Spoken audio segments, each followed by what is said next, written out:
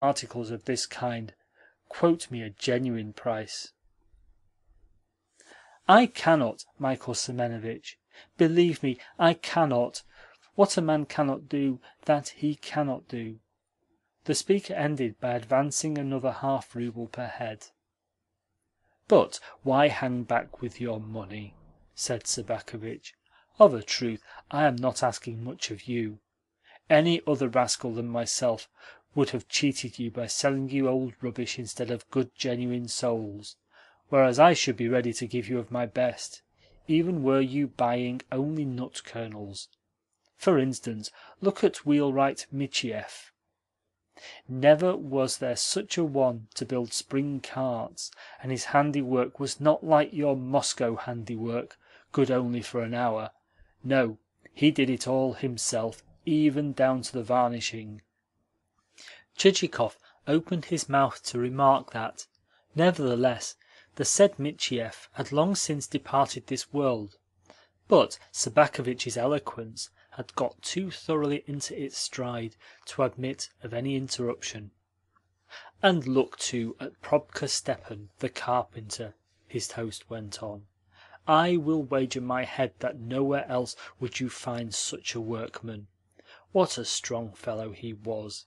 He had served in the Guards, and the Lord only knows what they had given for him, seeing that he was over 3 arshins in height."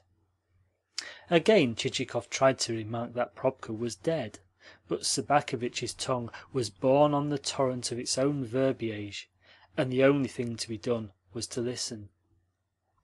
"And Milushkin the bricklayer, he could build a stove in any house you liked. And Maxim Teliatnikov the bootmaker, anything that he drove his awl into became a pair of boots, and boots for which you would be thankful, although he was a bit foul of the mouth. And Arami Solokoplechin too, he was the best of the lot, and used to work at his trade in Moscow, where he paid a tax of 500 roubles. Well, there's an assortment of serfs for you, a very different assortment from what Plushkin would sell you." "But permit me," at length put in Chichikov, astounded at this flood of eloquence to which there appeared to be no end. "Permit me, I say, to inquire why you enumerate the talents of the deceased, seeing that they are all of them dead, and that therefore there can be no sense in doing so. A dead body is only good to prop a fence with, says the proverb." "Of course they are dead," replied Sobakevitch, but rather as though the idea had only just occurred to him.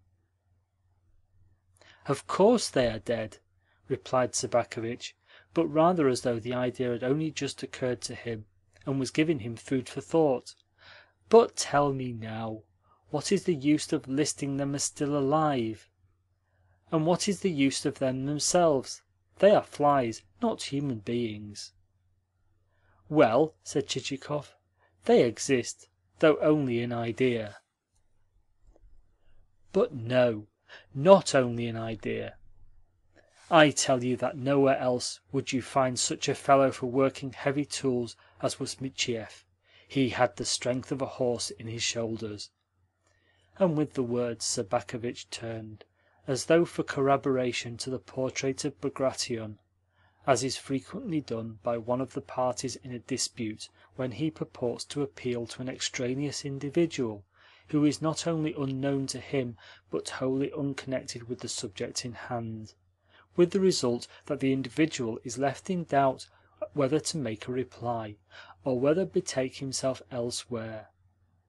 "Nevertheless, I cannot give you more than 2 roubles per head," said Chichikov. "Well, as I don't want you to swear that I have asked too much of you and won't meet you halfway, suppose for friendship's sake that you pay me 75 roubles in assignats." "Good heavens!" thought Chichikov to himself. "Does the man take me for a fool?" Then he added aloud, "The situation seems to me a strange one, for it is as though we were performing a stage comedy. No other explanation would meet the case. Yet you appear to be a man of sense, and possessed of some education. The matter is a very simple one. The question is, what is a dead soul worth, and is it of any use to any one?" "It is of use to you, or you would not be buying such articles." Chichikov bit his lip and stood at a loss for a retort. He tried to say something about family and domestic circumstances, but Sobakevitch cut him short with, "I don't want to know your private affairs, for I never poke my nose into such things. You need the souls, and I am ready to sell them. Should you not buy them, I think you will repent it." "2 roubles is my price," repeated Chichikov. "Come, come. As you have named that sum, I can understand your not liking to go back upon it. But quote me a bona fide figure." "The devil fly away with him," mused Chichikov. "However, I will add another half-rouble." And he did so. "Indeed?" said Sobakevitch. "Well, my last word upon it, 50 roubles in assignats. That will mean a sheer loss to me, for nowhere else in the world could you buy better souls than mine." "The old skinflint," muttered Chichikov. Then he added aloud, with irritation in his tone, "See here, this is a serious matter. Any one but you would be thankful to get rid of the souls. Only a fool would stick to them and continue to pay the tax." "Yes, but remember, and I say it wholly in a friendly way, that transactions of this kind are not generally allowed, and that any one would say that a man who engages in them must have some rather doubtful advantage in view." "Have it your own way," said Chichikov with assumed indifference. "As a matter of fact, I am not purchasing for profit, as you suppose, but to humour a certain whim of mine. 2.5 roubles is the most that I can offer." "Bless your heart!" retorted the host. "At least give me 30 roubles in assignats, and take the lot." "No, for I see that you are unwilling to sell. I must say good day to you." Hold on!" exclaimed Sobakevitch, retaining his guest's hand, and at the same moment treading heavily upon his toes, so heavily indeed that Chichikov gasped and danced with the pain. "I beg your pardon," said Sobakevitch hastily. "Evidently I have hurt you. Pray sit down again." "No," retorted Chichikov. "I am merely wasting my time, and must be off." "Oh, sit down just for a moment. I have something more agreeable to say."